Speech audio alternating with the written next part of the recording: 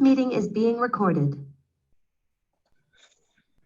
Welcome everybody to the Hawaii Pacific Gerontological Society General Membership Meeting. This is our last meeting of 2022. Can you believe that? We're already here.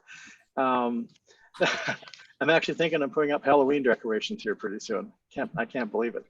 We have a real nice audience here today, and we have a wonderful program today.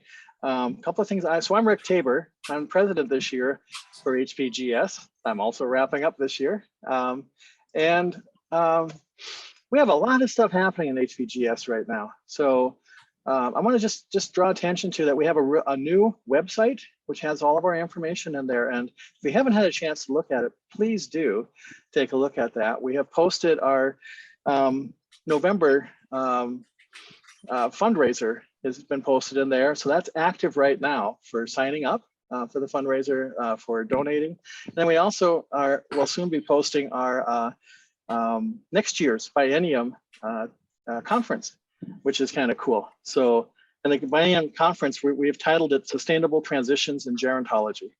So we've gotten that far. So we're about to post, the call for papers and presenters and all that stuff. So real exciting stuff.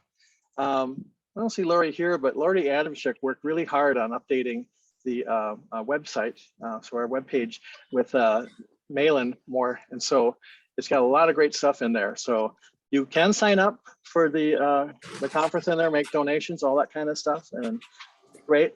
We did something this year, which is, I think, really remarkable. We gave out 9 scholarships this year. And so we're going to have some of the scholarship awardees talked about in just a bit here. And we want to just give a real big hand to Governor Ige for joining us today. He's our keynote speaker. And so he will follow our awardees. And I'm just so we've got some members here from our board that I'd like to welcome. Of course, our executive director is Sherry Goya, and we got Kathy Wyatt here. We got Sherry Medeiros, and we've got a new member of the board, Sandra von Dotchenschem. Am I saying that even close? All right, I got it. And then Christina Shita. And I think that's all that I've seen that have signed on here. And then, of course, you folks. So again, really want to thank you for joining us today. And without further ado, I'd like to get into the program. So I'm going to have Dr. Nishida. So Christy, you want to introduce some of the scholarship folk? That would be great. Thanks, Rick. Hey, everybody. Christine Nishida. I'm an HPGS board member and chair of the Workforce Development Committee. And every year we give out scholarships to undergraduate and graduate students as part of the Tony Lenzer Scholarship Program. And this year we are also fortunate to receive funds from the Hawaii Community Foundation as well for nursing students interested in geriatric care as well. These scholarships are given out to students who demonstrate a strong commitment to work in the field of aging, as well as having, of course, a strong academic record and have experience working in the community with kupuna as well. And so we all know, as HPGS, that workforce development in the aging field is so critical, particularly, we need students to enter the field to support our growing older population. So as was mentioned, we gave out 9 awards this year, and we're happy to have several of our scholarship winners here today. So we just want to recognize them. And in particular, a few of them would like to say a few words of thank you. So first, Michael Tong. He's pursuing a BS in Human Development and Family Studies at UH Manoa, and he's looking to become a physician and educator in the future. And he believes very passionately about the needs of our kupuna and wanting to advocate to help them age gracefully and uplift them. So certainly a worthy endeavor. So I want to call upon Michael Tong. Okay, aloha, my name is Michael. Firstly, I'm incredibly humbled to speak at this Hawaii Pacific Gerontological Society meeting. Thank you for allowing me to share more about myself. I'd like to extend my deepest mahalo to everyone and also the Tony Lenzer Undergraduate Scholarship Committee for supporting my academic journey. So about me, I was born and raised in Waianae and Liliha on Oahu, and I am a first-generation college student. pursuing my BS in HDFS at UH Manoa. And through college, I work part-time as a pre-health peer advisor. As a student, I also want to learn more about accessible medicine and healthcare for all, and especially for our under-resourced kupuna. So I also serve as a clinical patient advocate with the Hawaii Home Project and conduct research as an intern with Hawaii Pacific Neuroscience. About my upbringing, so a lot of my childhood took place in a multi-generational household and also my grandparents' former Cantonese family restaurant business way back in Nanakuli. At a young age, I understood the work ethic and sacrifice of my parents as they managed the restaurant. I helped my sister cashier throughout our early teen years, and I helped my grandparents wrap gauji in Manapua as they continued to work after retirement to continue supporting our family. So I realized the potential to influence the health and happiness of kupuna following my grandpa's stroke in 2018. His life was always devoted to nurturing our family, so I was initially shaken when the tireless strength that he raised us with changed instantly. His self-esteem was worn down by like the daily nerve pains and numbness, but I made it my goal to talk openly with him about his progress and potential. And in doing so, I normalize the fact that everyone ages and our culture shouldn't have a stigma against needing support in this process. And now I hold his hand through daily step counting competitions, address his moods and physical fatigue, and celebrate all the little victories and good memories when they come up. So he has since regained most of his mobility, although he uses a cane to walk now. And so I will always be grateful and treasure our time together. So to close, I strive to become a physician who contributes to research and education in geriatrics. I want to promote relevant medicine and minimize the generational cultural barriers because I believe this is imperative to improve the quality of life for our kupuna. Again, mahalo everyone for supporting my journey, and I look forward to working with everyone in the future. Oh yes, we look forward to working with you as well, Michael. Amazing story, and we can't wait to see where you go in the future. We have one more student who would like to share a few words, Kokoro Yamazaki. She is pursuing a bachelor's in biology at UH Manoa, and she has an interest in geriatrics and has experience working back home on Maui, both volunteer and clinical experience working with kupuna. And so I'd like to call on Kokoro right now to say a few words. Hi, first of all, I would like to say thank you for inviting me. I'm so honored to be speaking to this meeting as a Tony Lenzer Scholarship recipient. My name is Kokoro Yamazaki, and I am a second-year undergrad studying biology. I grew up as a Buddhist-structured family and have been involved with the kupuna community throughout my entire life, and naturally, I've been drawn to the field of geriatrics. And because of the support of HPGS, I'm able to be here studying in Italy for this semester. So thank you so much for that. That's amazing. You're in Italy right now? Is that what you said? Yeah, I am. Yes. That's amazing experience. Congratulations. And we can't wait to see where you go as well. Best of luck to you in the future. And we'll keep in touch. Absolutely. Thank you. And we just want to also just wave hi to a few other scholarship awardees, Kai Wang and Melody Halzel. You know, we are going to feature them in other HPGS activities and events moving forward. So we really want you to get to know them and their wonderful experience thus far and their ambition moving forward. So their plans moving forward. So just thank you everyone on behalf of the scholarship committee. Thank you, and we look forward to continuing to support students in the future. Back to you, Rick. Thanks. All right. Thank you, Christy, and thank you for all you do around all this scholarship award stuff. So it's really an honor to be a part of a team that actually does bring in our youth and workforce and develops things that are right now is in a crisis, actually. The need is just tremendous out there. I want to speak a little bit before I introduce the governor to our scholarship fundraiser. It's our 6th annual, is that correct, Sherry? Number 6th annual fundraiser coming up. So it's actually going to be on November 3rd. It'll be via Zoom, and we're honoring John McDermott, our ombudsman, And John is very clear that we're honoring the ombudsman. So we are honoring the ombudsman. And Governor, you proclaimed September 5th as Ombudsman Day and had a whole proclamation. We had a whole ceremony and signed a bill that's going to hire 5 dedicated ombudsmen, 1 for each of the islands, 1 more for Oahu. So we're finally moving forward with the ombudsman program in a positive way. And Governor, I really want to thank you for that. Signing that bill is huge. And so with that, I'm going to introduce you. So your office sent over this remarkable bio that had stuff in here I didn't know. So if you don't mind, let me just take a minute to share it. So Governor Ige was born and raised in Pearl City. He's the first governor in the United States of America of Okinawan descent. He attended public school in Pearl City and earned a Bachelor of Science degree in electrical engineering at the University of Hawaii at Manoa, where you met your wife, Dawn. Dawn's pretty remarkable too for a first lady and all. I've heard her speak a few times. After college, while working for GTE Hawaiian Tel, a career that spanned 18 years, Governor Ige earned a master's in business administration degree in decision science at UH Manoa. In 1986, Hawaii Business Magazine named you one of the university's top 10 MBA students.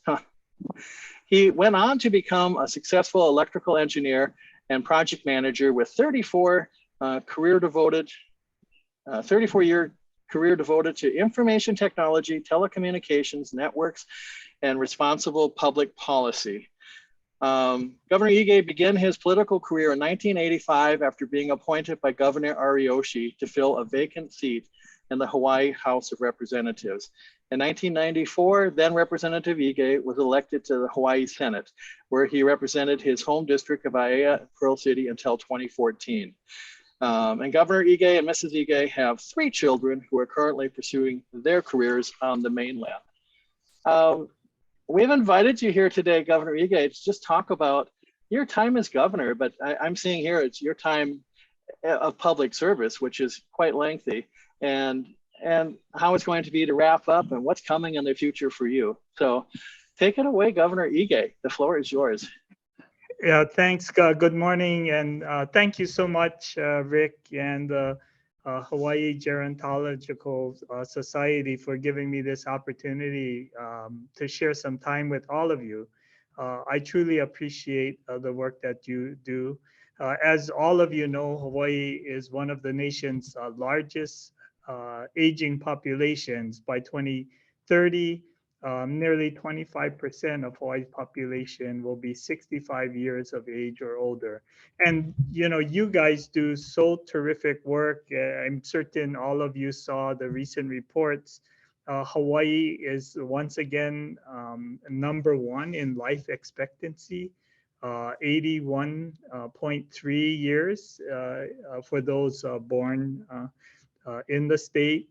Women obviously do much better than men. The average life expectancy for women is 84.72, the highest, and men are at 78 years old on average, which ranks 8th in the country. So obviously, the women once again lead the way and really provide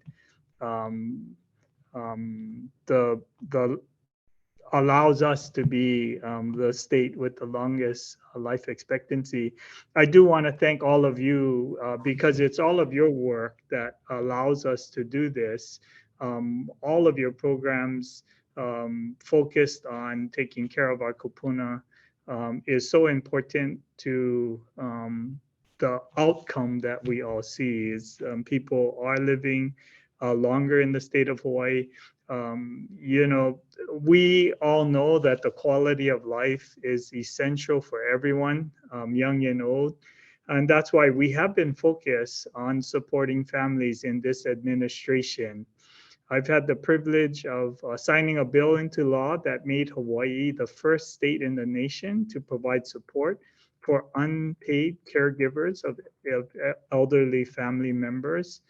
we've been focused on senior housing as part of our affordable housing program. A good number of the affordable housing units are for seniors. We've built new ADA compliant homes for our kupuna who live independently, and more homes are being developed across the state. In addition, we've been very supportive in funding both the aging and disability resource centers and the kupuna care program that helps non-Medicaid elderly residents with caregiving and support services. We do know that aging in place and aging in home is what we all want. And that has been just an important part of what we focus on and try to do. And speaking of caregivers, oftentimes we know that caregivers jeopardize their own retirement security when they drop out of the workforce to care for a loved one.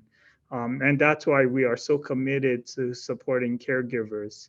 The majority of family caregivers are in the workforce, and women caregivers carry the highest risk of having their work hours reduced or being forced to leave the workforce to care for another family member. The average caregiver is 62 years old, a married woman who cares for an elderly parent or a husband while still working. We do know that reducing work hours or leaving the labor force has negative effects on retirement benefits, social security benefits, and tax revenues. Leaving the labor force early creates higher risks of needing to rely on public assistance. And that's why I was pleased to sign into law the Kupuna Caregivers Program to assist working caregivers in obtaining care for their loved ones so they could continue to work. This was the first program of its kind in the country. And, thanks to all of you and your advocacy and the work that you do, it's still my priority to ensure that our treasured kupuna be supported and empowered so they may enjoy a long, healthy, and joyful life. During this COVID pandemic, it was my priority to get vaccines to our kupuna and healthcare workers first. And that's just what we did. Nursing facilities had priorities and got the vaccines available to them. We made a special effort to work with the smaller pharmacies and asking them to go to nursing facilities as well as visit those who are homebound and was not able to get to a pharmacy or a clinic to get the vaccinations because we were committed to ensuring that our kupuna were protected. And, as we had higher participation rates with our kupuna, that really helped reduce the spread of COVID-19 in our community. I did want to send a mahalo to the Hawaii Pacific Gerontological Society Board of Directors and all of you for your continued support to provide all of our kupuna and their families. In Hawaii, we are a community that truly is committed to take care of our kupuna.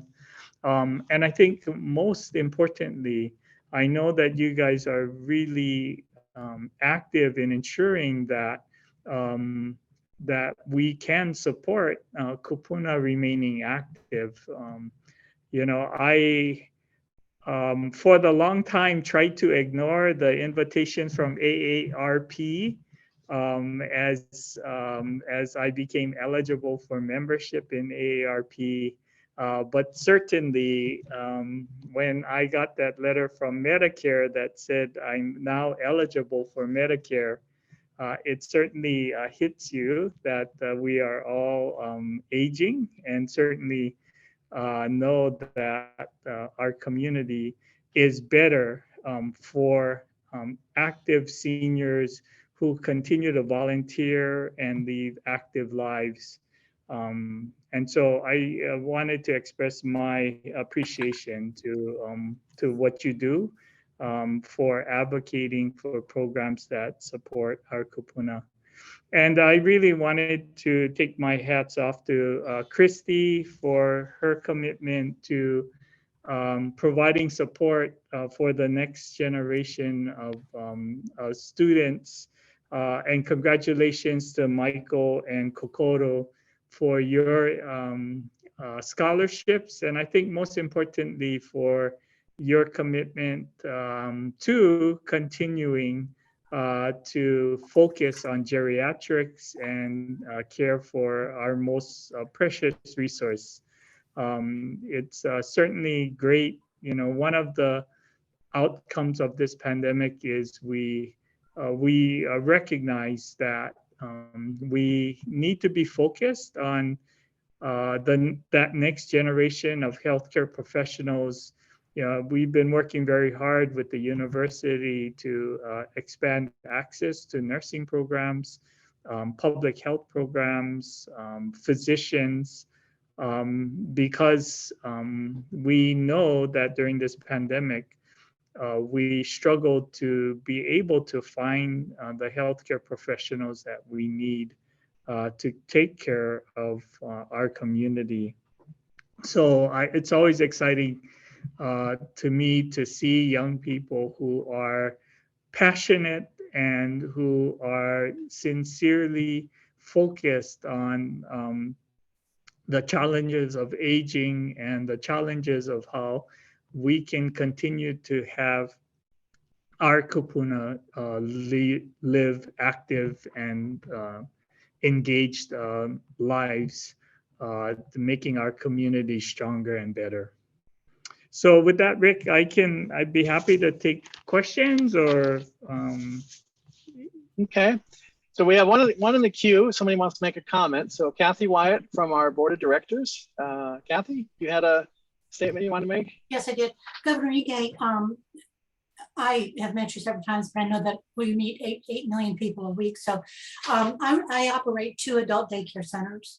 And I want to personally thank you for your part in the Kupuna Care and caregiver programs, because it has so helped my clients and their families to be able to keep going in the workforce and keeping safe and not declining as fast as they would if they weren't coming to the adult daycare. So thank you so very much.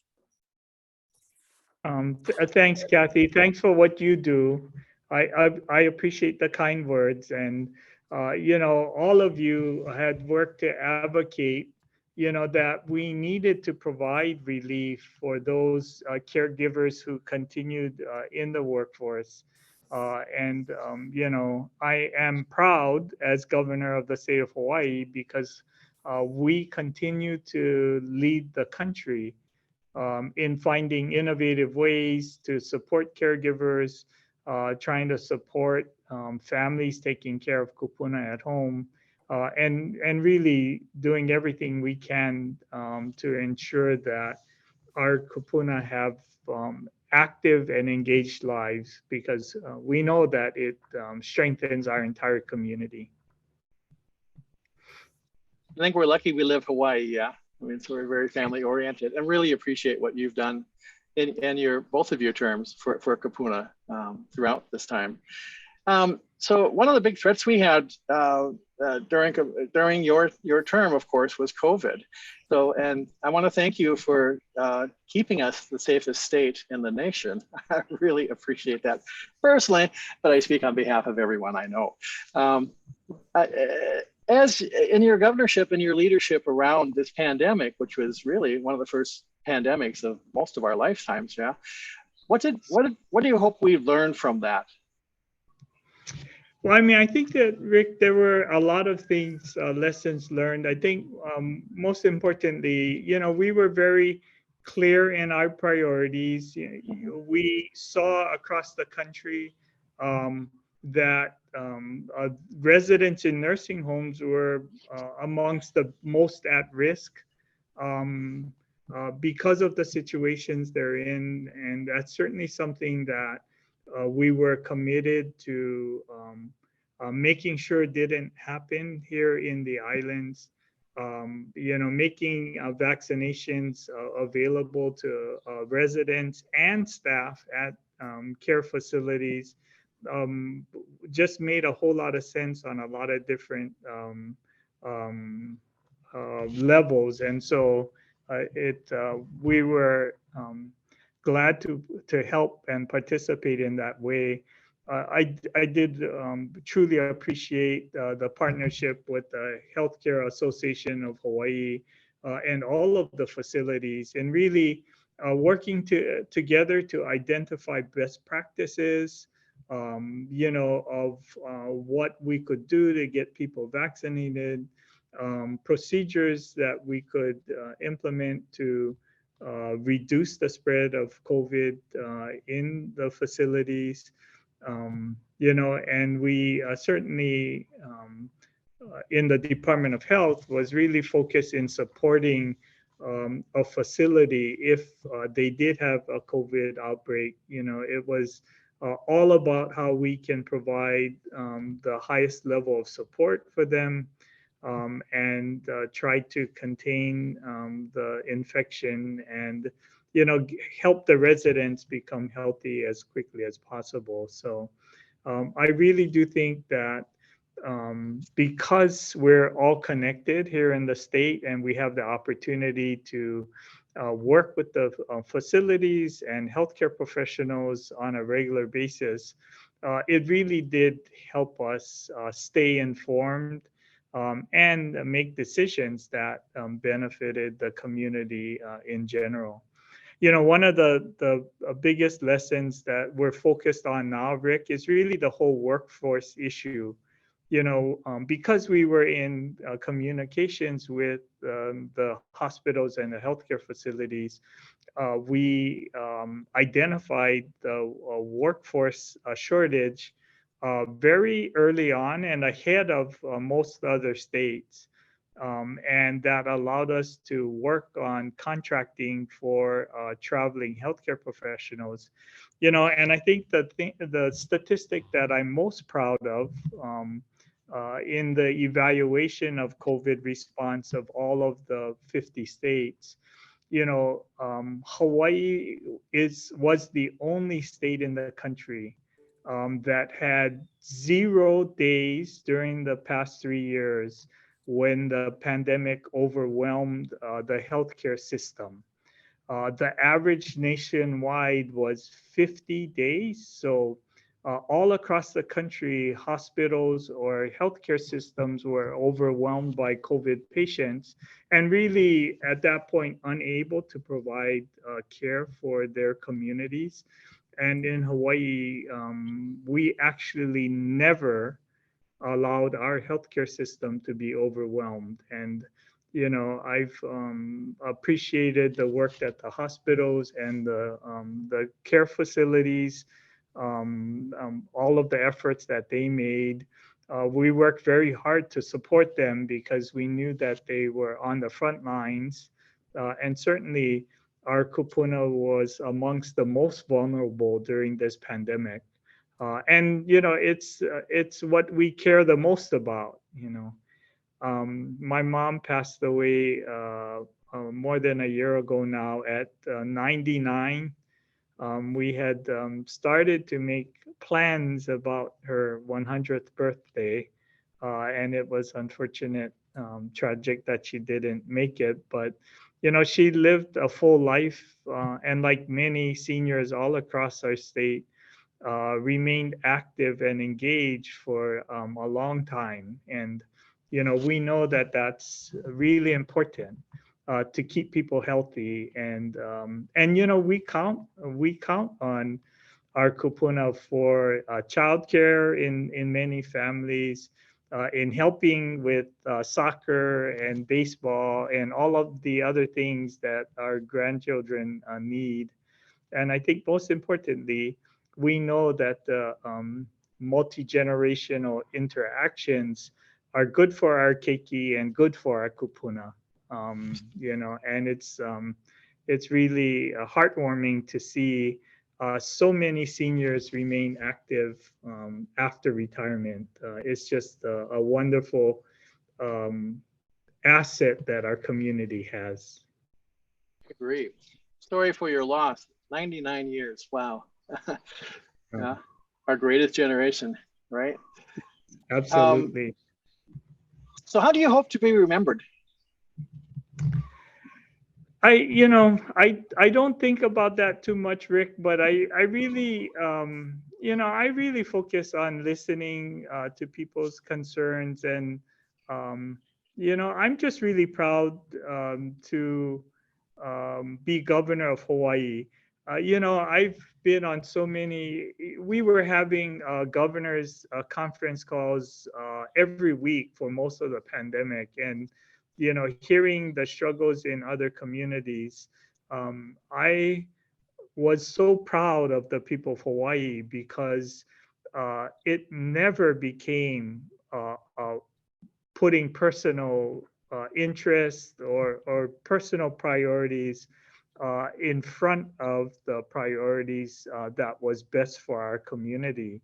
And all of us know and see over and over again, when there's a hurricane or a wildfire or some other crisis, many in our community are really willing to give whatever they have to really support the broader needs of the community. And I truly believe that that's why Hawaii did so well during this pandemic. We're not out of it yet, but I think everybody recognized that it's not about me, it's about we. And everyone was willing to help out in whatever way they could to support what was needed in the community. Yeah. I think of the Little League champion team, their motto, we greater than, right? Me, we greater Yeah. than me. Yeah. Yeah, no, and it's Rick, it's remarkable. Obviously, I was proud to follow that team, and I played Little League because so many community members coach and volunteer and support that activity. But what made me most proud is reading the national stories. The the coaches and the players were just perfect role models Absolutely. on display in that world stage. Yeah. The kids are helping each other. Nobody ever got down when someone made a mistake. Everybody figured out how to help each other. And they were no superstars. I guess on one hand, they were all very, very good athletes and talented players, but there none of them had that ego that often follows those stars and really starts to put me before we. Right. And it was just wonderful. And my hat's off to the Kaimuki Little League Baseball and Coach Gerald Oda and his brothers, and the other volunteers that coach the athletes. Coach Oda won the world title in 2018, so this was kind of a repeat. 4 years later, he wins it again. And, when you talk to him and the parent volunteers and the other coaches, they all embrace the values that we share in the islands, that really makes Hawaii a special place. It's about aloha, it's about helping, it's about knowing that that we can do greater things when we work Yep. together than when we work as individuals. And that's always such a great inspiration to see. Absolutely.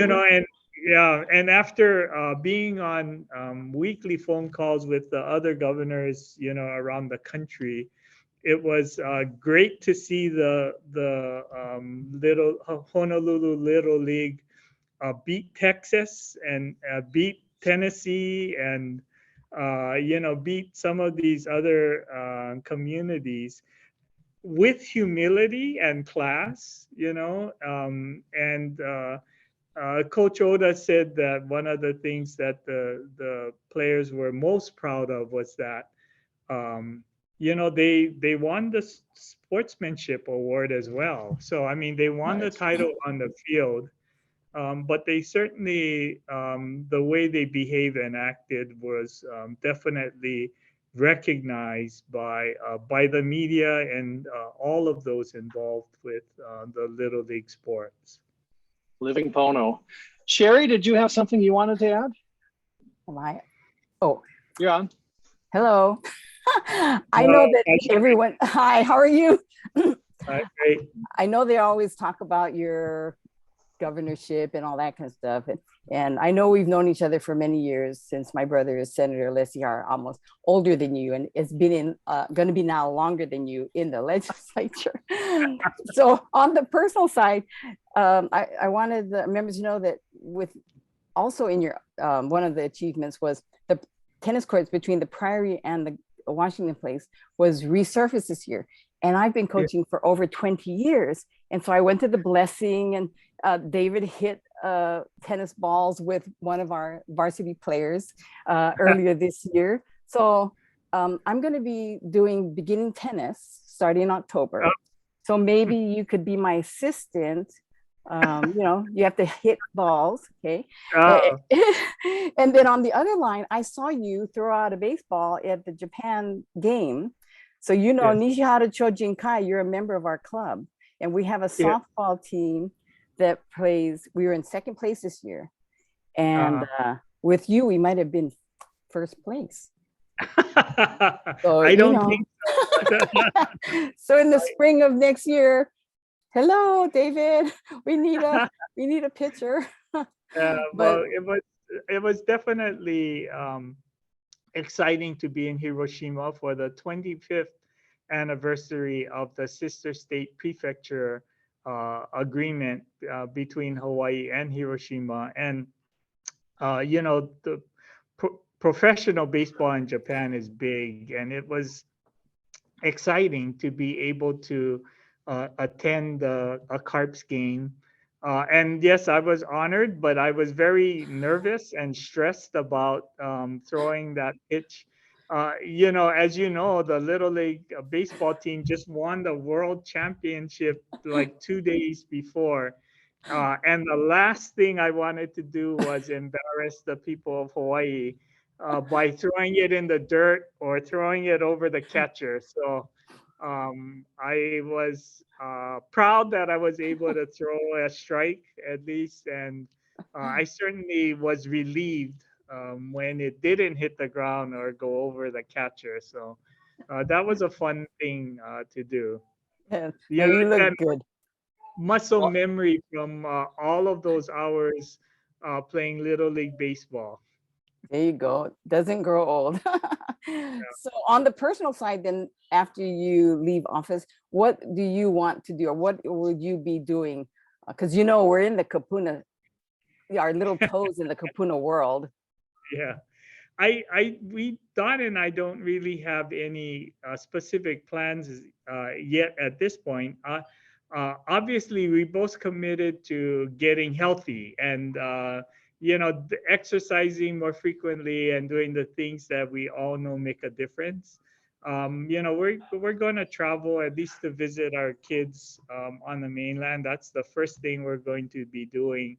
But then just coming back and seeing, there are so many opportunities that we want to explore. We do want to travel to places that we've talked about doing but haven't done.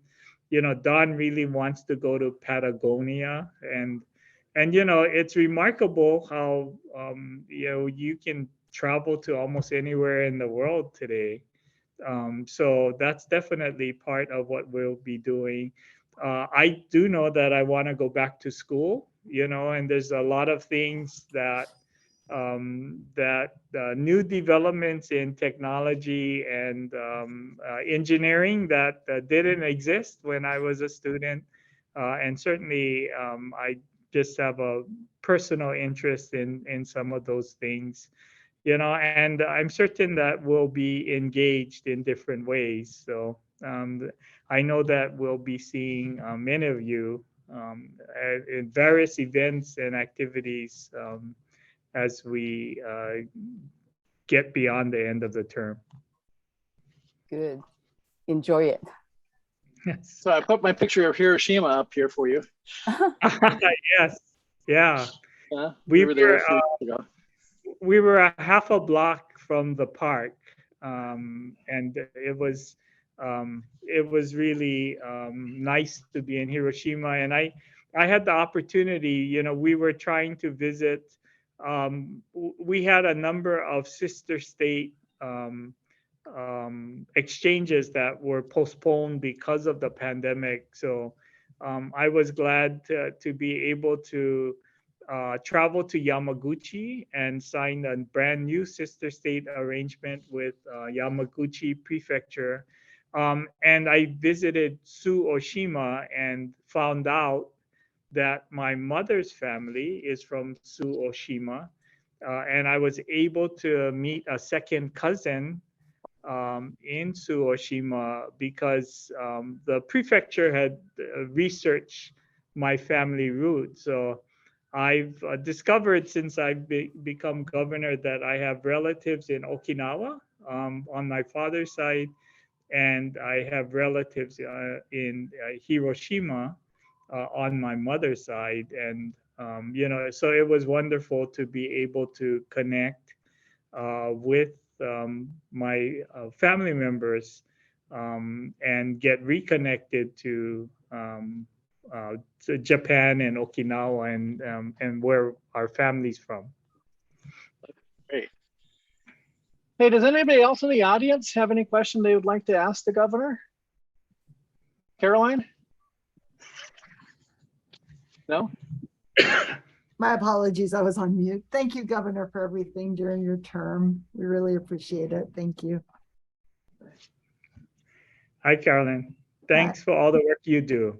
I really appreciate it, and I know that I will appreciate it even more as I said, as I've become eligible for Medicare and beginning to ask all the questions that I know many ask you and in those in the ADRCs. I know that you guys do a terrific job of capturing most of the questions that people have. Thanks. Okay, anybody else? So Governor, in closing, do you have any closing statements? No, I just really want to thank the Hawaii Pacific Gerontological Society for really everything you do. I'm proud that Hawaii is amongst the first in the country always at looking at the needs of our community and finding ways to really support families. I mean, I think we all, because of our culture and the core values that we all share, we all know that aging in place is the best option, and keeping our kupuna active in our community is something that's just really important for our community. So I want to thank all of you for what you do, for the programs that you guys support, for the advocacy that helps us lead the country in different ways. And I think most importantly, I know that many of you are caregivers yourself and support your families in many ways that truly makes a difference for us in Hawaii. I do know, as I've talked with the governors and others around the country, that Hawaii is very special and unique, and it is because of the work of all of you that makes our community stronger and healthier and more vibrant. Because our kupuna are celebrated and they're very active. I know in more and more ways that makes us a better place. So thanks to everyone. I truly appreciate all of your commitment and support. Aloha. Yeah, and likewise, thank you. And thank you for making the time today. I know you're very busy, so I really appreciate you. We really appreciate you taking the time to meet with us. And this has been wonderful. I really, really appreciate it. And that's what the comments are that are pouring in, just how wonderful a meeting this has been. So in closing here, I'm just going to note, so this was the last meeting for this year. We're hoping to kick off with our next Thursday general membership meeting in January. So they're typically on the third Thursday of the month. So that'd be January 19th. So we do January, I don't have the May date, and September is what we're looking at next year. And I don't know how we'll top this. Maybe we'll have to have you come back. Sure. So everybody, I really appreciate you joining us today. This has been a very special meeting. So thank you, Governor Ige, and thank you all of you for all you do. Just like Governor Ige said, this is the A team, man. Thank you. Aloha.